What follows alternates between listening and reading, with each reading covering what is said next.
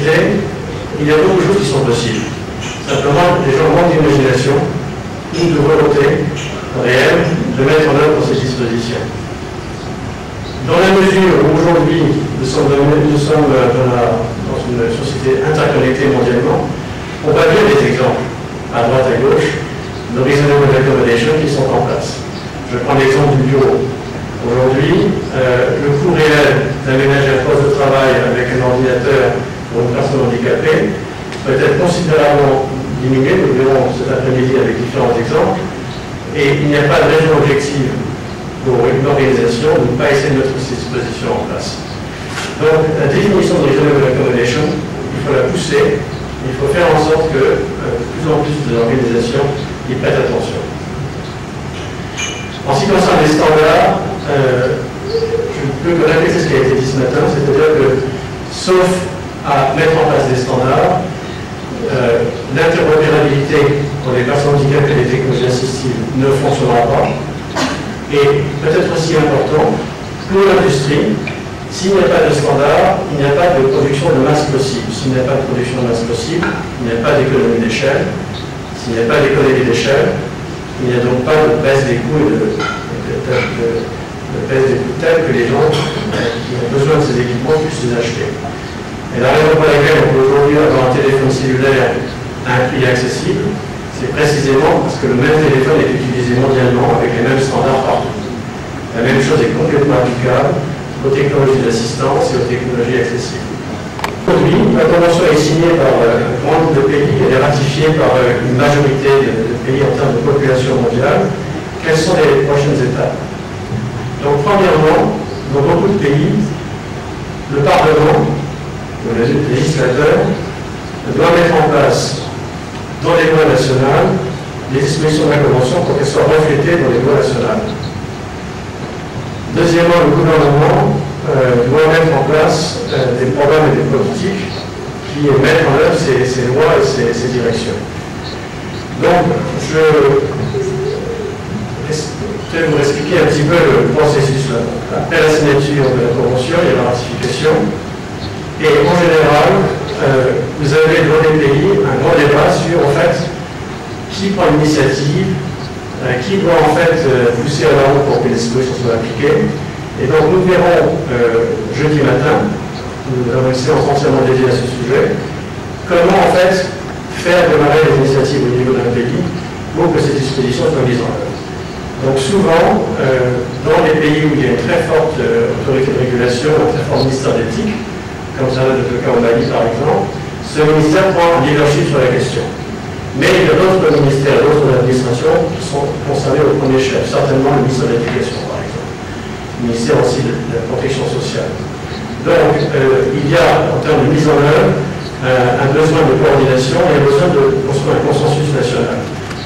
La participation dans ce domaine des personnes avec handicap est cruciale, et donc dans le process de mise en œuvre de ces dispositions, nothing for us without us, comme on l'a appelé en place ce matin, il faut impérativement que des instances soient mises en œuvre au niveau des pays qui incorporent les organisations de personnes avec handicap et qui financent leur participation à ce process.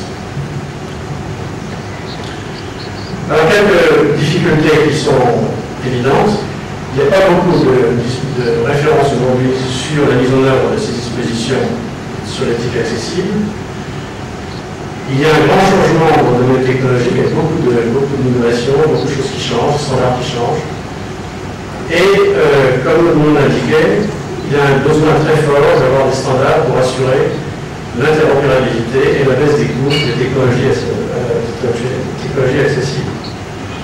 Donc, avec l'ITU, ce que nous avons fait au cours des derniers mois, et donc ça c'est la mission de G3ICT qui est de créer un contexte tel que soit plus simple de mettre en œuvre ces dispositions pour la Convention, c'est notre mandat premier. Nous avons donc cherché à mettre au point un toolkit qui permet en fait aux policy makers de trouver des références nécessaires pour éviter d'avoir à réinventer la roue. C'est-à-dire en fait, nous vous présenterons demain dans le détail le toolkit entre l'ITU et G3ICT, qui est une sorte de pont entre les dispositions de la Convention qui sont assez larges et assez de haut niveau, si vous voulez, et des aspects très pratiques de leur mise en œuvre. Tout ce que vous pouvez regarder, je vais vous faire part d'abord d'un très bon site qui est celui de l'UNENEBE. Il y a dans ce site des Nations Unies, ici, les détails sur la Convention. Vous avez aussi le texte de la Convention en français qui est disponible sur ce site, qui est vraiment extrêmement intéressant, que je vous engage vivement en fait à télécharger. C'est bien sûr entièrement gratuit.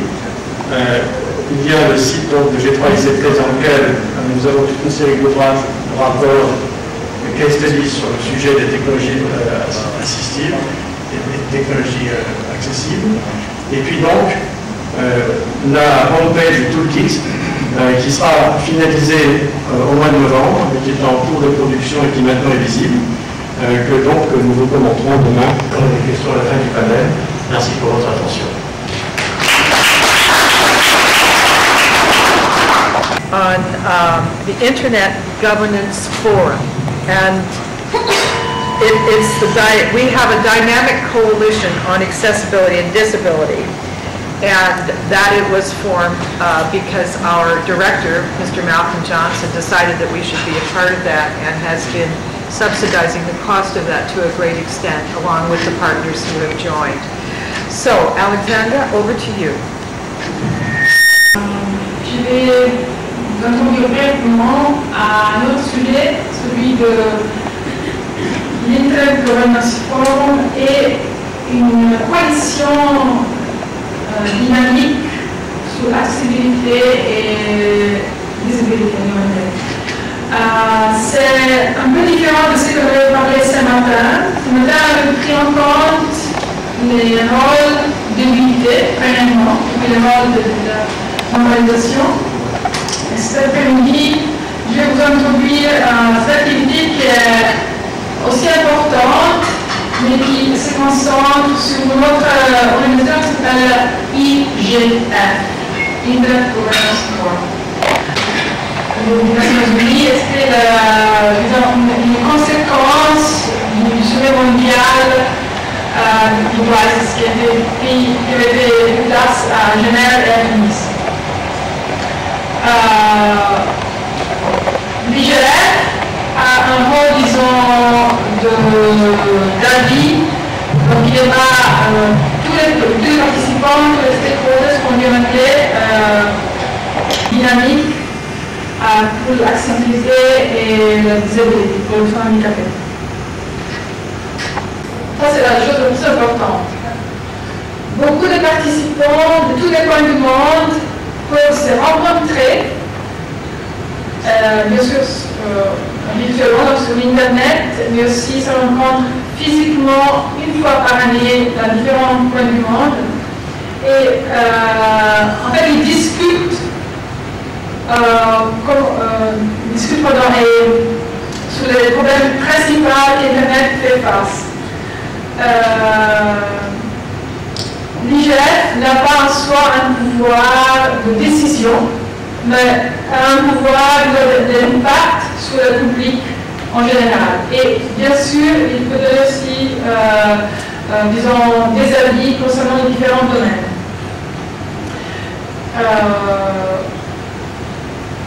La DICAD, comme on dit en anglais, avait été, dans les séries que j'ai mentionné tout à l'heure, a été créée en 2006, après la réunion qui a eu lieu à Athènes. Et ce qui est important et qui est important pour nous aujourd'hui, c'est que les personnes qui participent sont eux-mêmes des personnes qui ont des handicaps, soit des distractions malentendantes, ou des personnes qui ont malvoyants, ou des personnes qui ont des handicaps physiques. Mais ça n'empêche pas de participer et de discuter ensemble. Au lieu, c'est devenu comme une sorte de force en fait. Parce que chacun, dans sa propre, disons, dans son propre handicap, est devenu spécialiste et peut vraiment apporter beaucoup de soutien parce qu'en fait, il sait très bien de quoi il cause. Et dans cette salle, on a au moins 2 représentants de la collection dynamique. Une personne qui vient du Brésil, c'est M. Fernando Botelho, qui est là bas de la salle. Fernando. Et puis, il y a le professeur Alumeta de l'Inde. Oui. De la salle. Et ces 2 personnes, en fait, dans le propre domaine, sont des spécialistes et des coalitions qui a été la plus dynamique jusqu'à maintenant. Parce que les gens sont très motivés et ils veulent avoir vraiment un impact pour tout le monde à niveau d'Internet. Déjà, l'année passée, on a réussi à produire une déclaration, c'est la déclaration du Hyderabad, parce que l'année passée, de porter le processus de un représentant du Sotelmac international signé par les pays. Mais ça va être une présentation de 2 heures et tout le monde va dormir. Entonces, I will speak in English. Okay, developing countries have access to these technologies. Very low rates of education. It is estimated that only 3% of disabled children in developing countries get regular schooling. It's an extremely low percentage. And there is a 3 times higher potential of unemployment and poverty if you are disabled than if you are not. And of course, there's also very small access to rehabilitation. So there's a range of, I think, opportunities for us to fix things with technologies and challenges, and which is why I want to make a clear point: significantly reduce social and workplace inclusion in a number of developing countries. And like Axel actually already brought up the discussion of several important UN Convention articles which promote the use of technology in developing regions. But I also want to mention that technology is a very small piece, and there is a larger rights-based movement required in many developing countries, and a collective transformation. By this, what I mean is that not only does the population with disabilities have to be part of such a movement, but it has to be a larger society which also has to be part of such a movement. So there is, these of course are broader questions, but in the immediate issues, there are a number of low technology options, which in our research we found is there's a very low proportion of this available to people who need it.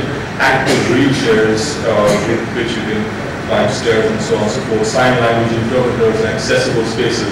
These are 3 which are almost entirely lacking in most parts of the developing world. And in many countries where resources are difficult to, push and get, then that is a terrific way to bring that tell them that they were home. So it's a great way long term to make sure that persons with disabilities have a worldwide recourse on that committee. And then the committee also, I should say, is charged to monitor the implementation of the convention. So there.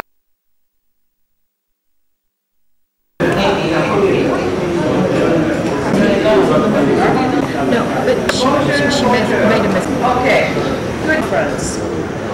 What I would like to do today also is to make a small announcement before we start. I have asked 2 members, one I have success presentation forward, because we got such a good response for session in many countries and for many young people who we wanted to give them more time to be able to speak. Move, and he has agreed to speak a little earlier, and he will be speaking the case study of Mali. He will be doing that in session, I have to look myself here,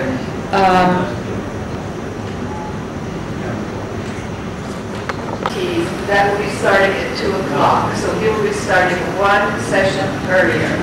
I'm hoping that Joseph Diakate, we will add to session 7 to the end of announcement. I get to say that my paper's ready here. Access Promotion Society, PTs for. So I would like you please to take the stand. Allows a person to make a presentation when the computer speaks for you. Now, unfortunately, the audio is not very well, you may not be able to hear it. I will try with the microphone next to the speaker, but please trust me, in this presentation, the computer is reading out the text of the title only. I can of course set it to read the entire presentation or say something quite different. I need to have the mic. Oh, okay, you have the audio jack?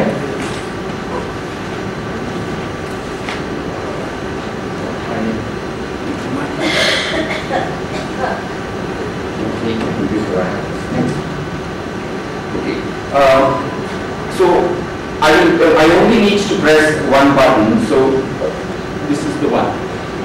Sorry.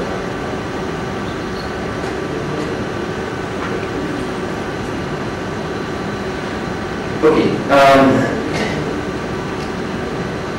What is on the screen is a picture of Professor Stephen Hawking with the one button in his hand with which he communicates.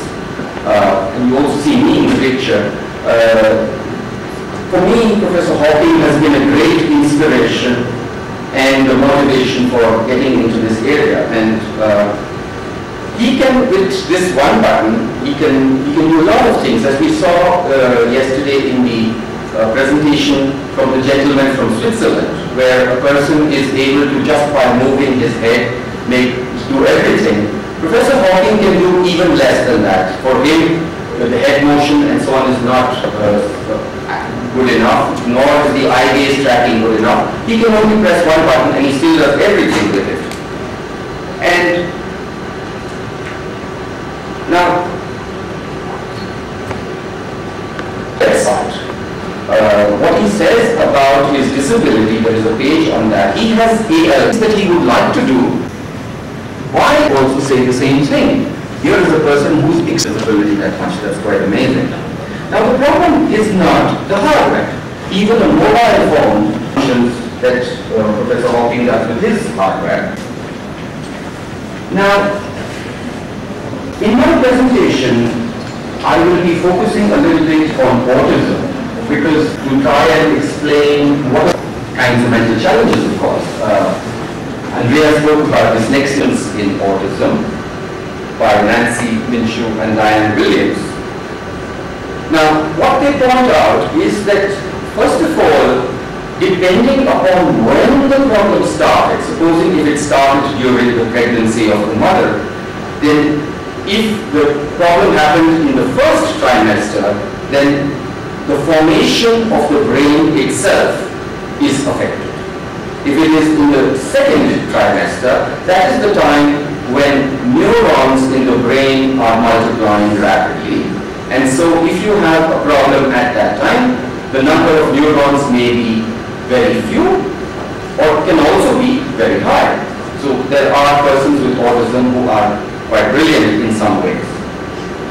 And of course, in the third trimester, what you have, and also after birth, what is happening is that interconnections between different parts of the brain are being formed. So if you have a problem at that time, then trying to do activities in which more than one part of the brain is involved becomes difficult.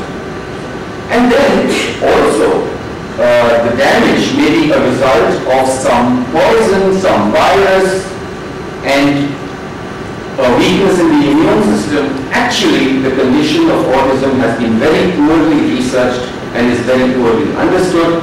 There may be several conditions that are being lumped into one and called autism. But the sum total of all this is that each person with autism has a completely unique profile of abilities that are working and are not working. Okay.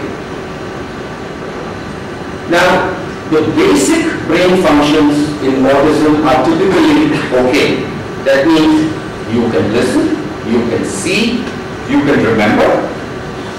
But the problem comes, as I mentioned, when you have to use different parts of the brain together. Those are what you might call the higher level functions of the brain. Now you see I'm just pressing this one button to take me forward. Alright. Now, a simple question like, what is the object in your hand?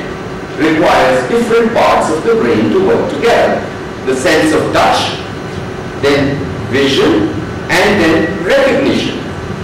And also, if somebody asks a question like this, the person is expecting an answer fairly quickly, and so you are under stress as a person with autism in that situation, and it becomes very difficult. Similarly, if you're writing with the hand, this requires the coordination of a large number of muscles. That doesn't work for many people. Memory for complex material, higher order language. Flexibility, this is a very, very key point. If one strategy does not work, are you able to adapt another? Can you find a different way of doing the same thing? This is something that persons with autism usually find very difficult. And then of course, the huge area of concept formation, insight, judgment, age-appropriate behavior. These are all concepts, and we require them all the time. And if you have a problem with concept formation, then very, very quickly you have problems in education. Then there is a problem. So for them to touch the mouse of the keyboard was very difficult. There were some for whom glare of the monitor was impossible to bear. So I had actually one participant who was looking at the monitor like this from the side of his eyes, because only the tiny amount of light was what he could tolerate. Information is also a higher level function. Now, when you are looking at me, you are simultaneously seeing many screens, the people on the stage, and so on, but you are filtering most of that out. You may be hearing other sounds, but you are filtering them out. A person with autism is not able to do so. So you are being constantly bombarded with information from all your senses into three parts and say, first, go wash your hands, and then start eating food. If you break up the instructions into simple sentences, that works better than making a complex sentence. Because with a complex sentence, you have to first understand one part, store it in your mind, then understand the other part, and then combine the two parts. And that is the problem. What happens is that the child is using the memory function to a way to find out if you are actually getting action which works according to. So communication with persons with autism is different. The problem with concepts and higher level constructs, the person is dependent on the other person to understand. In this that I would give you, if you are interested further, work with facts and rules, simple, and they do not in this book talk about the persons with autism should do very well. Jobs where what has to be done is very, very clear, where the instructions are very, very clear, and even if you have to do the same thing over and over again all day, a person with autism will generally not have a problem. Complex things, but provide the information in small, simple chunks. Take time. Do not expect things to move fast. Be very patient. Do not get the other person stressed.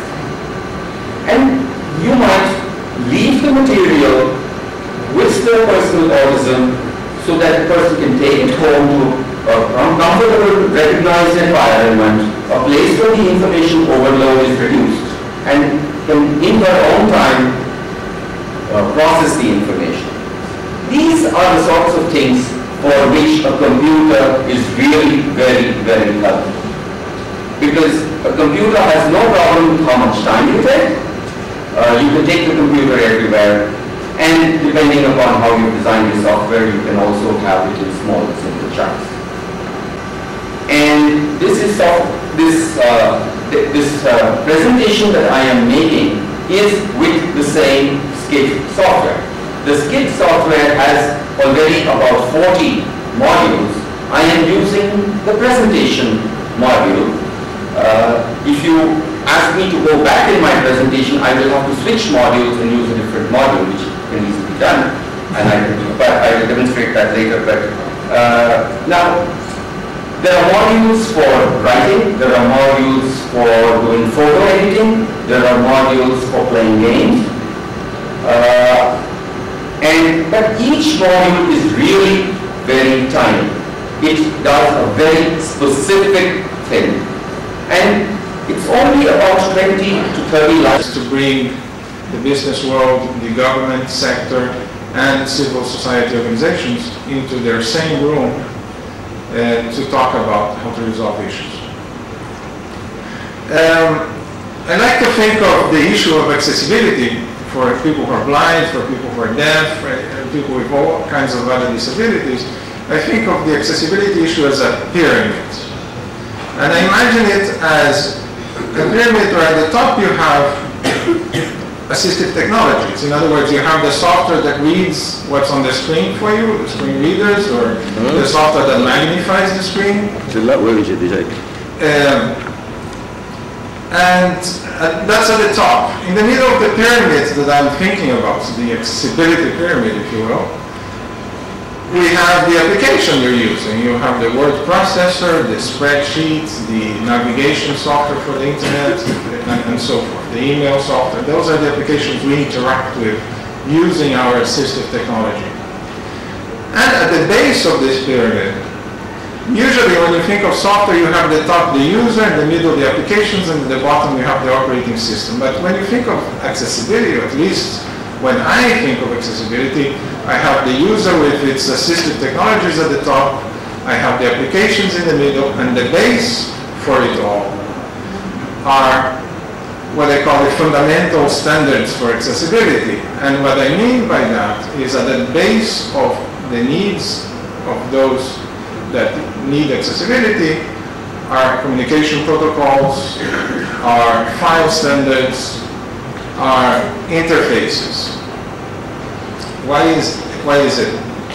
Why do I have this model? Let's think about communication protocols. And maybe we should define some of these terms, right? What I realized in the last couple of days here is that we have people with tremendous experience in the disability field. We have others with enormous experience in the telecommunications field, and we have people with both sets of expertise. But it's nice to define terms so that nobody's left out. Communication protocols are just a set of rules. In other words, if you want your computer to understand the email that my computer is sending to you, they all have to use the same communication protocol. They have to understand that the first item being sent is the address, the second one is the subject line, the third one is the message. So it's simply an agreement on the protocol, on the sequence, on the way that information is sent. The communication protocols are important for every aspect of communication, from telephones to email, internet-based telephony, everything. Now, our example is the contrast between how email became available to all of us and how instant messaging became available to all of us. There was a very interesting difference. When email became available to us, there were no blind individuals bringing legal cases to any company complaining that email was inaccessible. However, when instant messaging became popular, there was in the United States, for example, in the late 1990s, there was an organization of blind individuals that were suing in court a company because their emails, their instant messaging software was not accessible to the blind. Let me do a parenthesis here and just give us some context about society, and I'm just going to make some generalizations here, and then we'll come back to the email versus instant messaging. Let's say something that is a little obvious about corporations, about governments, about civil society organizations. None of these are perfect, right? They all have limitations in different areas. They all have pressures that they have to face. Private corporations, they have huge competitive pressures. They have their investors. They do not usually understand the needs of small minorities, like people with disabilities. Focus on the most profitable segments of the market and what's happening with small minorities either. They have lots of pressures. They are changing so fast. And governments, sometimes they are democratic, other times they are just slow because they are very large bureaucratic institutions. They are naturally slower than companies to react to technology. The government cannot just tell companies to do that innovate. They have to understand that the technology developed. So it's a balancing act that is very difficult to achieve. Difficulties. We all know that, unfortunately. And we don't always have the resources to study and understand the emerging challenges that technology brings us. The technology does bring us enormous opportunities, but it brings us enormous challenges with them. So, on the other hand, of course, you have the strengths of each sector. You have the private sector with a tremendous efficiency to deliver goods, to deliver services. You have the public sector, the government, with an amazing capacity to have large-scale impact. No other segment of society can have as large an impact as the government. You have civil society bringing a sensitivity and the awareness of the values that we hold so important. That is absolutely essential if we are to have a society that respects human rights, that respects the needs of minorities such as people with disabilities. So each of these sectors has a very important role to play in anything that we desire to do in large scale. So let's go back to the case study, the email versus IM case study.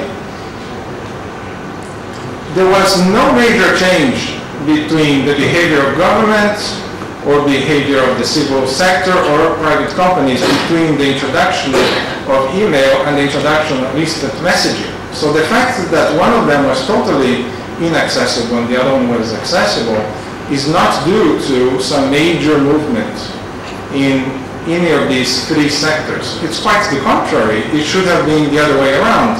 Slowly we have observed that society is a little more, every year, it's a little more sensitive to the needs of persons with disabilities. So if anything, we should have had a reversed situation. We should have had email as being inaccessible and then instant messaging as something more recent as being completely accessible to persons who are blind. However, that was not the case. Why was there this difference? The answer is open standards. What is meant by open standards? In this case, I'm talking about telecommunications or communication protocols. An open standard is an agreement that I have with you where I tell you, I will send you a letter, and every letter I send you will have my address at the top, the date, your address, and then my message, my letter. And then when you receive it on your computer or however we may want to communicate, you know exactly what to expect. And that's an open standard because we discussed what's important. What should be the priority? Do we need my birth date in this letter? In every letter can access and can use. So if you want to use a standard that we discussed to develop a software that meets that standard, you are able to. Now, that seems like an obvious thing, right? All standards should be open, but it's not so, and we're going to explore some of that and the reasons. Et du gouvernement du Mali et d'autres institutions à travers le monde, je voudrais tout simplement vous dire d'accorder le doyen, l'illustre et l'honorable Ismaïla Konaté, qui est dans cette salle. Si dans lui, je voudrais que le doyen quand même dise un mot au micro pour saluer cette auguste assemblée avec le micro portable, s'il vous plaît, sinon ça va être difficile.